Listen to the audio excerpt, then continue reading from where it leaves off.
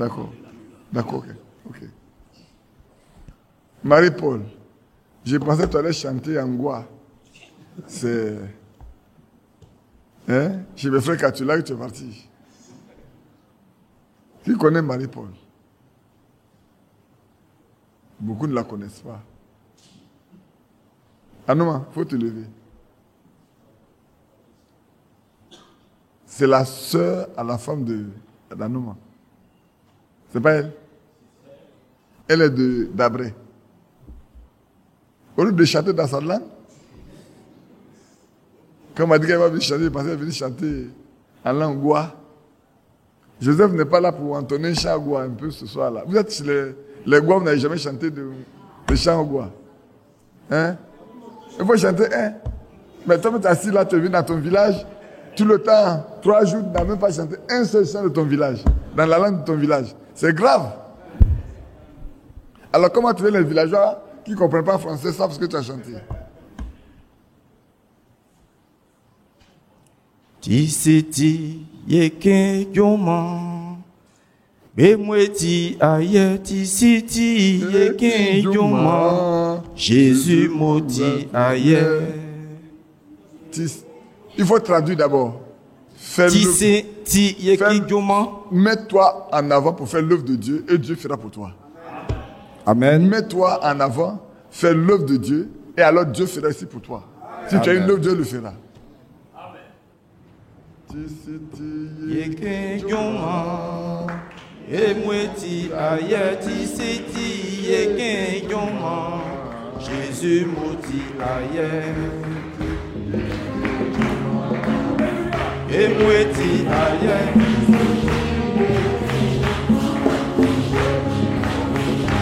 tisiti yeke yoma emweti aye tisiti yeke yoma Jésus moti aye.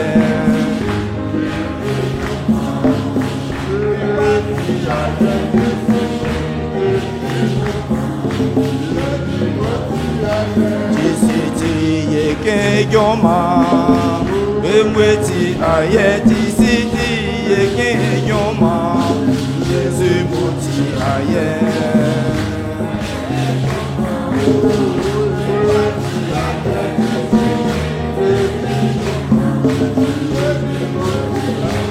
Jésus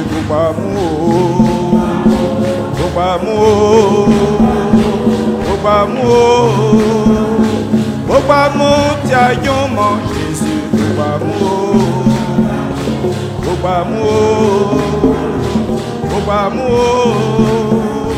Obamo tia yoma tisiti yeke yoma emweti aye tisiti yeke yoma Jésus moti aye.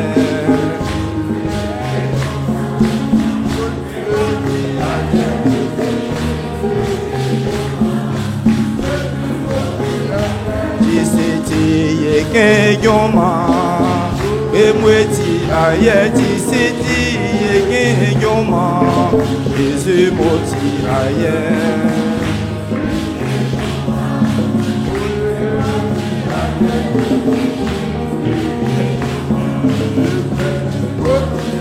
Oh Jésus, Obamo,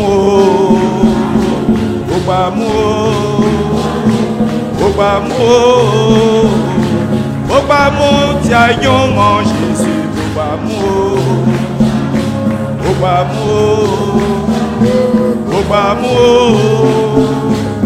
Obamo, tia yoma tisiti yeke yoma emweti aye tisiti yeke yoma Jésus moti aye.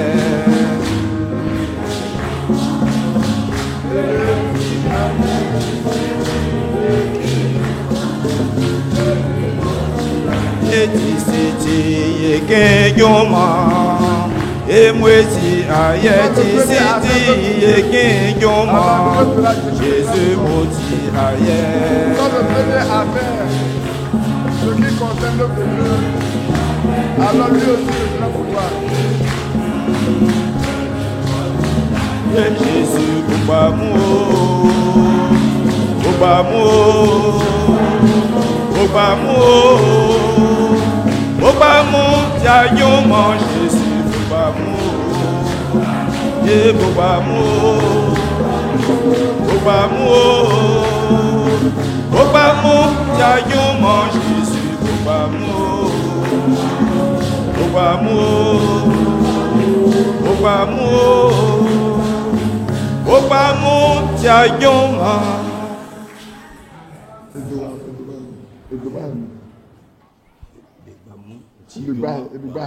D'accord. C'est ça. La seconde partie, c'est donne-moi ton secours pour que je fasse ton œuvre. Au début, j'ai dit, je veux me mettre en avant pour faire ton œuvre. Mets-toi en avant pour faire son œuvre, il le fera pour toi. Mais comme c'est difficile de faire son œuvre, alors tu lui demandes de venir à ton secours, de t'appuyer pour que tu puisses faire cette œuvre-là qui lui appartienne. Amen. On va chanter le 175 et puis on va lire quelque chose. Moment c'est doux de la prière où Dieu me va jusqu'à lui. Je relève la comme un père, comme un sauveur, comme un abri.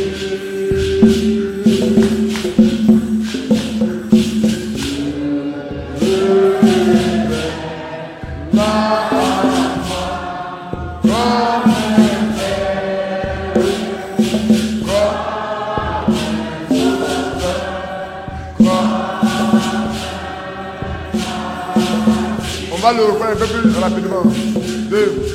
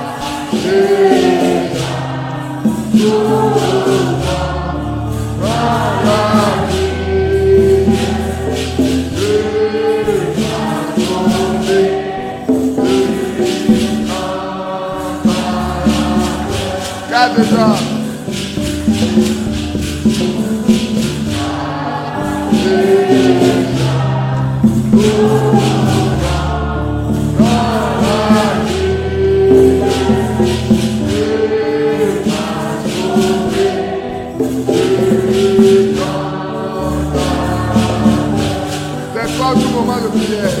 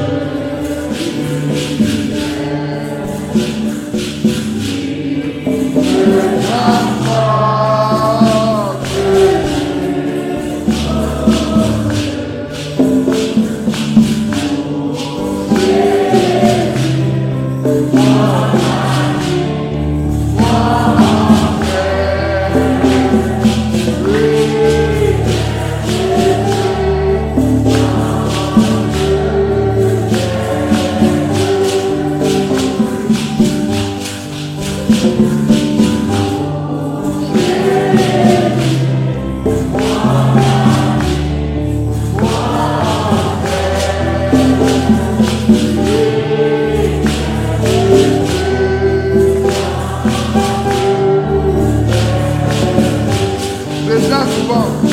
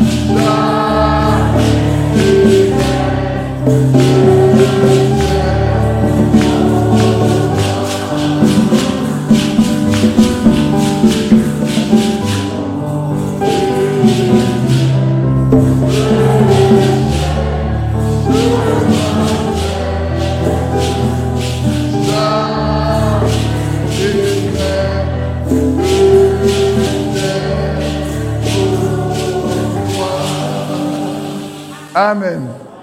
Pour celui qui recherche la prière, il n'aura jamais de ciel trop noir.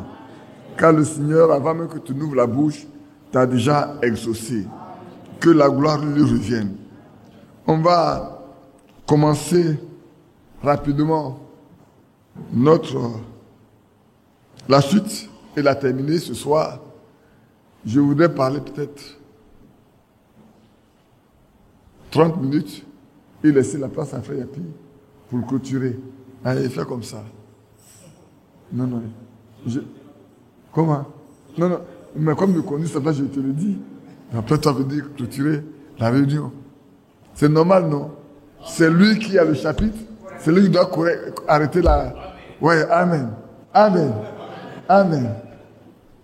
Alors, le matin, au moment où on terminait, on a demandé à notre frère Mobio de nous congédier. Qui a écouté ce qu'il a demandé? Qu'est-ce qu'il a demandé? Je ne comprends pas. Voilà le micro si tu veux parler. Ah. Qu'est-ce qu'il a demandé? Et puis, il a utilisé un mot qui est important. Toi-même, tu te souviens de ce que tu as dit? Que nous lui soyons agréables. Qui se souvient de ça maintenant? Vous ne vous souvenez pas qu'il a dit que nous soyons agréables au Seigneur? Le temps est venu d'être agréable au Seigneur. C'est de ça qu'on devait parler le matin. Quand je venais, c'est de ça qu'on devait parler. Et puis arrivé ici, les cantiques. Vous savez, hier, ça fait longtemps que tu n'as pas changé mes prédications. Quand je prépare, je viens, tu me laisses parler. Avant, il y a eu des moments quand j'arrive, tu changes tout. Et depuis un certain temps, il n'y a pas de changement. Qu'est-ce qui se passe? Et ce matin, j'arrive, il a tout changé. Ce que j'ai prévu de dire, je n'ai rien abordé. Les frères ont chanté, nous avons chanté, et dedans, nous avons tiré beaucoup de leçons. Que Dieu soit loué. Il nous aime. Avant même que nous exprimons quelque chose, nos propres pensées simplement, quand nous le déposons devant lui, il fait sa volonté. Non parce que quelqu'un a dit, Dieu fait même quoi qu'elle a dit? Même ses caprices. Dieu ne fait pas les caprices de quelqu'un. Non, Dieu n'est pas notre petit boy qui peut faire ce que nous voulons. Dieu, il est le Dieu tout-puissant. Nous devons placer notre volonté sous sa volonté. On va se lever ensemble. On se lève ensemble, changer un peu de position pour le respect de la parole de Dieu. Je parlerai un peu sommet, puis laisser le frère Yapi venir achever. Je reprendrai ça complètement dimanche prochain, si Dieu le veut. Bien-aimé Père Céleste, nous te remercions et te louons pour ce chapitre que tu nous as donné. Ton serviteur, notre bien-aimé frère, nous a toujours honorés. Il nous a toujours laissé ce pupitre quand nous sommes de passage ici, afin que nous puissions partager ce que tu nous donnes. Pendant ces 3 jours encore, Seigneur, tu as été avec nous. Tu as parlé à nos cœurs. Fasse que ce que nous avons reçu puisse demeurer en nous. puis nous accompagner le reste du temps. Si tu devais venir cette nuit, que ces paroles-là transforment notre vie et nous donnent d'être agréables à toi. Au moment où nous achevons, nous voudrons dire quelques mots simplement. Notre Dieu. Mais toi, tu prends chaque mot pour le placer dans notre cœur, afin que cela devienne tout nouveau pour nous. Et quand dans l'autre, on dit, c'est toi qui nous as parlé. Ce n'est ni Badis, ce n'est ni Yapis, ce n'est ni personne d'autre. Mais toi-même, tu as bien voulu nous instruire et nous parler. Merci pour ce que tu as été et que tu es encore présent au milieu de nous. Quand nous voyons ce que tu as fait, dans la simplicité, tu as parlé. Dans la simplicité, tu as fait des dons. Gloire, honneur et louange à toi. Sois élevé et glorifié. Et maintenant, que dans l'approche de ta parole, Seigneur, viens. Nous savons lire. C'est ce que nous savons faire. Mais quand à son conteste, il n'y a que toi seul. Aussi viens au secours de chacun de nous. Au nom de Jésus-Christ. Amen. Amen. Que Dieu vous bénisse. Je ne sais pas, je n'ai pas trop crié, mais ma voix est complètement partie, enrouée. Je vais commencer à lire avec vous un passage que vous connaissez très bien. J'en ai déjà parlé, mais je pense que cette fois-ci, je vais l'aborder différemment, comme l'en a été quand j'ai parlé de Psaume chapitre 1. C'est 1 Corinthiens chapitre 10. On va le lire jusqu'au verset 10. Et puis on va examiner peut-être le verset 5, ou le verset 4 et 5, ou peut-être le 6 aussi. Et on va laisser le reste, je vais laisser la place à Frère Yapi, afin qu'il puisse clôturer cette convention. On va la faire prier pour nos frères qui veulent quitter ce soir pour aller à Abidjan rapidement, parce que ceux qui viennent de San Pedro voulaient rentrer ce soir pour pouvoir demain matin prendre leur cas pour aller. Frères, 1 Corinthiens 10, le verset 1. Frères, je ne veux pas que vous ignoriez que nos pères, tous ont été sous la nuée, qu'ils ont tous passé au travers de la mer, qu'ils ont tous été baptisés à Moïse et dans la nuée et dans la mer, qu'ils ont tous mangé le même aliment spirituel, et qu'ils ont tous bu le même breuvage spirituel, car ils buvaient à un rocher spirituel qui les suivait, et ce rocher était Christ. Mais la plupart d'entre eux ne furent point agréables à Dieu, puisqu'ils périrent dans le désert. Or, ces choses sont arrivées pour nous servir d'exemple, afin que nous n'ayons pas de mauvais désirs, comme ils en ont eu. Ne devenez point idolâtres, comme quelques-uns d'entre eux. Selon qu'il est écrit, le peuple s'assit pour manger et pour boire, puis se levait pour se divertir. Et nous ne nous livrons point à la débauche, comme quelques-uns d'entre eux s'y livrèrent, de sorte qu'il en tomba 23 000 en un seul jour. Ne tentons point le Seigneur, comme le tentaient quelques-uns d'entre eux, qui périrent par les serpents. Ne murmurez point, comme murmuraient quelques-uns d'entre eux, qui périrent par l'exterminateur. Que Dieu bénisse sa parole. Quand on regarde bien, déjà verset 4 dit, et qu'ils ont tous bu le même breuvage spirituel, car ils buvaient à un rocher spirituel qui les suivait, et le rocher était Christ. Nous savons toute cette histoire où le peuple disait dans le désert, avait tellement soif, il n'y avait pas d'eau, il n'y avait pas de source d'eau. Ils se sont mis à se plaindre et tout. Et Dieu a fait quelque chose de miraculeux pour eux. Par 2 fois. La première fois, il a dit à Moïse, tu passes devant. Et le rocher qui est là, tu le frappes. Et l'eau en sortira. Et quand elle a frappé, l'eau a coulé du rocher. Ils ont bu, les animaux ont bu, ils étaient très contents. Ce n'était pas un petit fil d'eau, hein. C'était une abondance, une eau en abondance. Ils ont bien bu. Mais ça ne leur a pas servi à quelque chose de bon. Puisque plus tard, ils sont encore pleins, qu'ils ont manqué d'eau. Ils ont oublié que le Dieu qu'ils servent là est capable de créer de l'eau là où il n'y a pas d'eau. D'appeler à l'existence des choses qui n'existaient pas. Ils sont encore mis à se plaindre de Moïse et d'Aaron. Et Dieu a dit à Aaron et à Moïse, passer devant. Prends ta veille, passe devant. Va. Tu ne frappes plus le rocher, tu parleras au rocher. Moïse est arrivé dans sa colère, a frappé le rocher. L'eau est quand même sortie. Et Dieu a dit, tu t'es glorifié toi-même. Tu ne m'as pas glorifié. Je t'ai dit de parler, tu n'as pas parlé. Parce que le rocher là, on ne peut pas frapper Christ 2 fois. On ne peut le frapper qu'une seule fois. Et c'est ce qui a empêché Moïse et Aaron d'aller jusqu'à la terre promise. Les 2 ont été enterrés en chemin.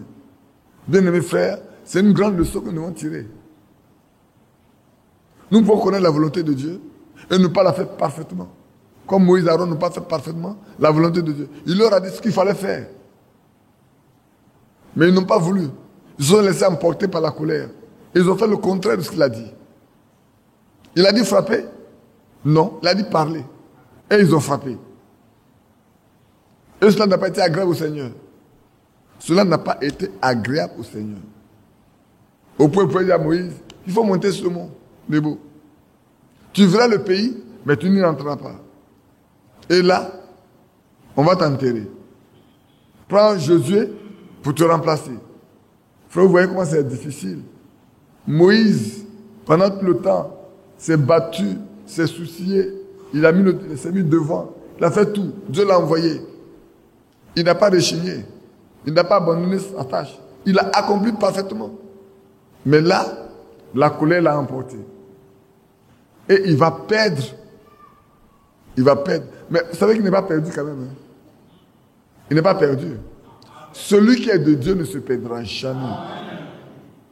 La preuve en est que sur le monde de la transfiguration, il y a 2 phénomènes qui sont produits. Et qu'on peut ramener à notre époque. Qui le sait? Sur le monde de la transfiguration, il y a eu 2 choses. Il y a eu les morts et il y a eu les vivants.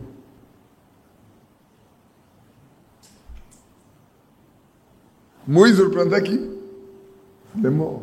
Élie représentait les vivants. Les morts qui vont ressusciter et revenir à la vie. Et Élie, qui est parmi ceux, va représenter ceux qui sont vivants et qui vont être enlevés. Mais tous ceux les 2 sont là pour glorifier qui? Jésus. C'est pour ça que quand Pierre a dit, mais il est bon pour nous, Seigneur, de demeurer ici. Pierre, il aime les religions. Hein? On va bâtir 3 tentes. Une pour toi, une Moïse et une pour Élie. Mais il a oublié tout le peuple qui est derrière. S'il s'installe là, Jésus ne peut plus compter de faire son œuvre pour laquelle il est venu sur la terre. Alors la voix a retenti simplement. Celui-ci est mon fils bien-aimé, en qui j'ai mis toute mon affection. Écoutez-le. Frères, nous devons écouter le Seigneur Jésus. Parce que quand tu regardes au verset 5, il dit, mais la plupart de ceux qui sortis de l'Égypte, sous la conduite de Moïse et d'Aaron, ne furent pas trouvés agréables à Dieu. Parce que ils périrent dans le désert.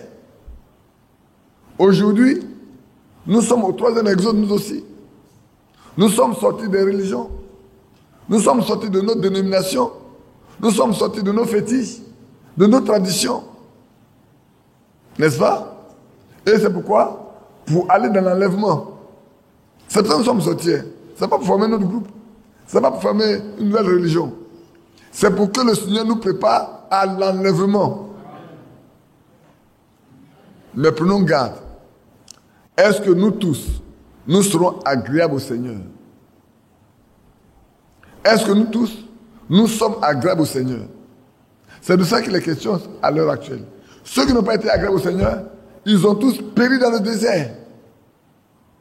Ils sont morts. Et quand vous regardez, on pourra analyser, même si on ne peut pas tout analyser, comme je dis, je ne parlerai pas beaucoup, il y a laissé la place. Après, il y a plus pour clore ce chapitre. Vous allez bien vous rendre compte, quand on va reprendre, que il y a chaque élément qui amène un groupe à mourir. Chaque chose menée, contrairement à la parole de Dieu, amène ceux qui la pratiquent là à la mort.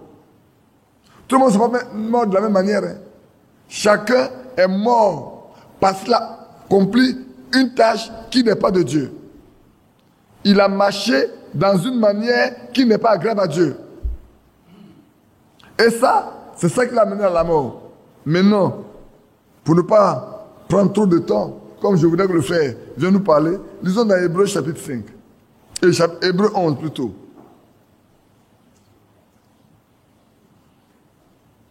Hébreux chapitre 11, j'ai lu le verset 5. J'ai lu le verset 5, le verset 6, en même temps, les deux à la fois.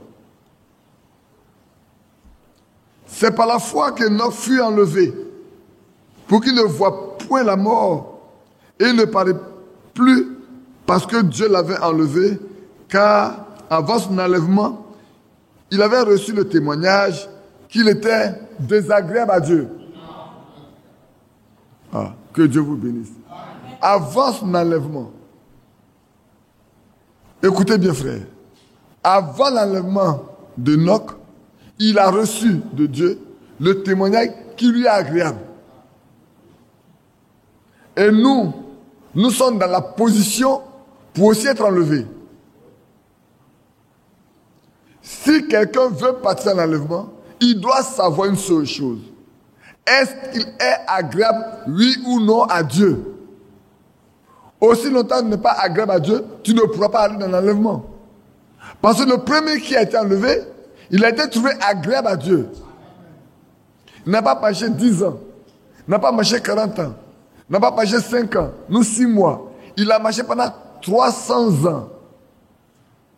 Et pendant ces 300 ans, il a accompli parfaitement les choses qui sont agréables à Dieu. De sorte qu'un jour, il a fait son dernier pas. Je ne sais pas s'il était à la maison, s'il était en route pour son champ, ou s'il était avec ses bœufs, ou il était au milieu de son peuple. Mais la Bible dit, quand il a fait son dernier pas, il ne fut plus. Les gens qui étaient avec lui n'ont plus vu. Il avait disparu. Et ils ont compris que Dieu l'a enlevé. Pourquoi? Parce que tout le monde savait qui il est. Tous ceux qui étaient avec lui savaient qui était Enoch. Enoch était un homme particulier, s'attachant aux choses de Dieu, vivant pour Dieu, ne se corrompant pas avec les choses de ce temps-là. Son témoignage était établi pour tous les hommes, au milieu desquels il vivait. Bien-aimés frères, et le témoignage était tellement bon qu'il montrait Dieu aux autres. Même s'ils ne veulent pas marcher avec lui, mais il leur a montré que Dieu est vivant et que Dieu a des exigences. Bien-aimés frères. Et c'est pour ça que le verset 6 dit, « Or, sans la foi. »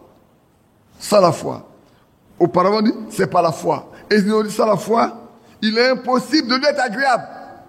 Écoutez bien, nous terminons, nous avons commencé par la foi, nous terminons par la foi. Il a pu commencer à nous introduire la foi, combattre pour la foi, il défendait la foi. Ici, il est temps de foi, savoir frère.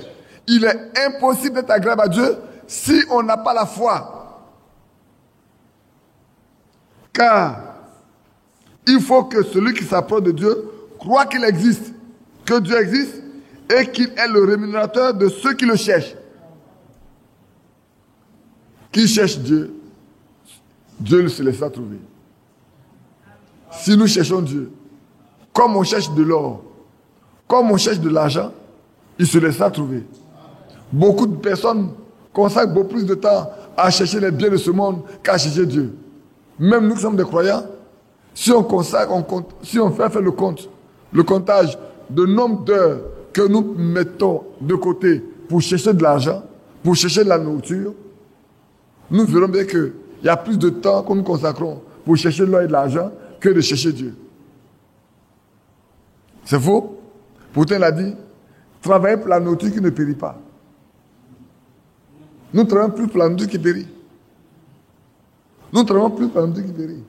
Au lieu que nous consacrer beaucoup de temps pour la nourriture qui ne périt pas, la nourriture qui ne périt pas là, c'est elle qui nous amène au ciel. Nous consacrons plus de temps pour la nourriture qui périt. Nous sommes pris dans un piège que l'ennemi a tendu. Aujourd'hui, nous recherchons tous les trésors, tout. Mais quelqu'un dit, la recherche se fait des ailes. Et chaque fois que tu t'approches de la recherche, elle s'envole un peu. Et comme tes yeux sont fixés sur elle, et que tu marches, tu ne fais pas attention, il y a un truc devant, tu de tomber dedans. Prenons garde. Prenons garde. Que Dieu nous aide. Et que chacun de nous cherche à être vraiment agréable à Dieu. Dans toute notre conduite, frère. Dans tous nos rapports. Dans toute notre vie. Dans chaque compartiment de votre vie, vous devez chercher à être agréable à Dieu. Demandez toujours au Seigneur, est-ce que je suis agréable à toi dans ce que je dis? Est-ce que je suis agréable dans ce que je fais? Est-ce que je suis agréable dans ce que j'accomplis? Est-ce que je suis agréable à toi dans ce qui sort de ma bouche? Est-ce que je suis agréable à toi en toutes choses dans ma vie? Bien-aimés, prenons garde. Car les premiers qui n'ont pas été agréables à Dieu sont tous morts sur la route. Et nous aussi sommes en route. Vous devez savoir que nous sommes en route. Quand on a lu hier, on y avait 600 000 Hébreux. Mais à côté d'eux, il y a tout un tas d'espèces d'hommes qui sont joyeux. Ce sont ceux-là qui ont créé des problèmes aux élus qui partaient. Et prenons garde. Prenons garde, frère. Nous sommes en route. Nous sommes sortis. Mais comme j'ai toujours dit, nous ne sommes pas tous convertis. Alors veillons. Prions. C'est pas faire chanter ce cantique-là. On va chanter le dernier avant que je quitte ici. Veille au matin, quand un ciel sans nuage semble annoncer un jour calme serein. C'est dans ton cœur que peut gronder l'orage qui fait tomber le pèlerin. Veille au matin, veille le soir, veillez, priez toujours. On va le chanter puis je vais quitter la chair. Jean-Marie peut le faire chanter. Veille au matin. Quel est le numéro? C'est le numéro 342. Et quand j'ai laissé la place au frère Yapi, quand tu l'as fini, nous prions pour nos frères qui doivent aller ce soir à Abidjan, qui veulent aller ce soir à Abidjan, pour que demain matin puissent rapidement partir. Nous poursuivrons cette étude-là la semaine, dimanche prochain. Veille au matin, quand un ciel sans nuage semble annoncer un jour calme et sûr. C'est dans ton cœur que peut gronder l'orage qui fait tomber le pilier. Veille au matin, veille le soir, pour éveiller, prier.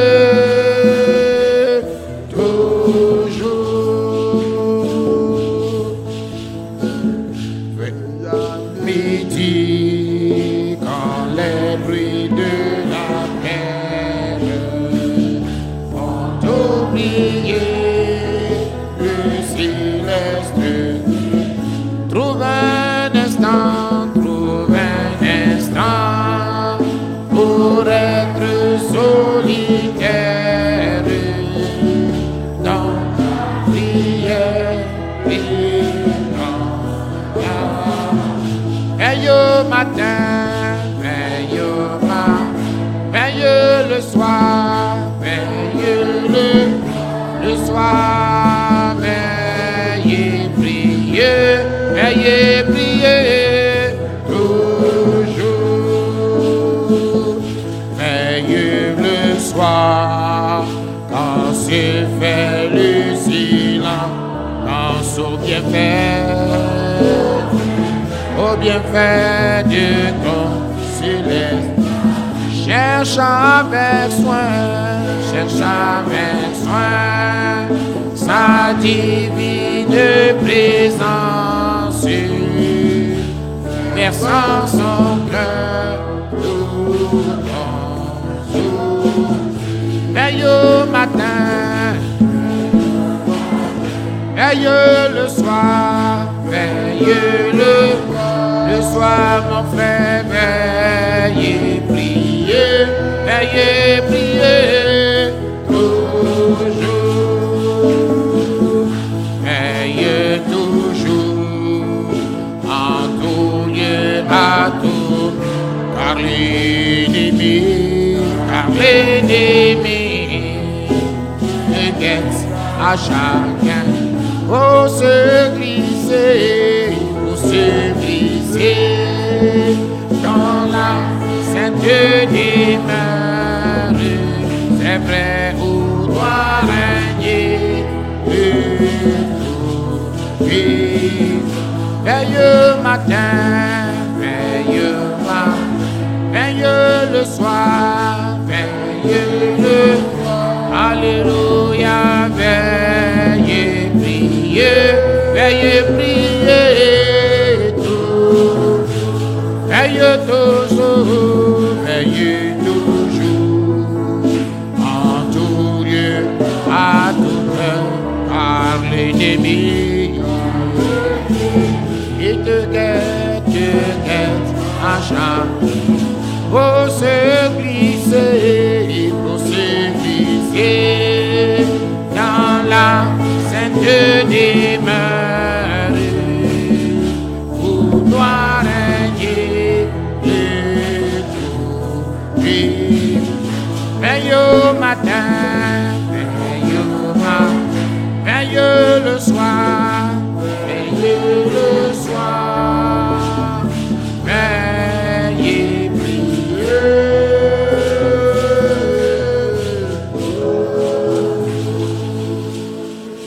Prions. Père Céleste, je te remets ces bien-aimés qui sont venus à cette convention. Je remets chacun dans tes mains. Donne-leur, Père Tout-Puissant, d'être veillant. Donne-leur de prêter attention. Donne-leur de savoir dans quel temps nous sommes. Nous sommes dans les derniers jours. Le temps le plus glorieux, mais le temps le plus difficile. De sorte que, Père, si tu n'es pas avec quelqu'un, il peut s'égarer facilement. Il peut se laisser entraîner facilement. Aussi, je te demande d'user de compassion et de grâce, afin que tu veilles sur chacun de nous, que tu répandes ton esprit sur chacun de nous, et que tous, Père Tout-Puissant, soient apprêtés pour ce jour glorieux que nous attendons. Que personne ne soit absent ce jour-là. Quand tu viendras prendre, Seigneur, ceux qui sont des élus, pour les enlever, pour aller au festin des noces, là où le grand rassemblement aura lieu, où tous les élus de tous les âges, de tous les sexes seront ensemble. Père Céleste, je prie afin que chacun de nous, il soit aussi. Accorde-le. Parce que tu as promis que si quelqu'un, Père, te cherche, il te laissera trouver. Que chacun de ceux qui sont venus ne manque pas de te chercher. Afin que tu révèles à chacun d'eux et qu'ils reçoivent la vie pour l'éternité au nom de Jésus-Christ. Amen. Que Dieu vous bénisse.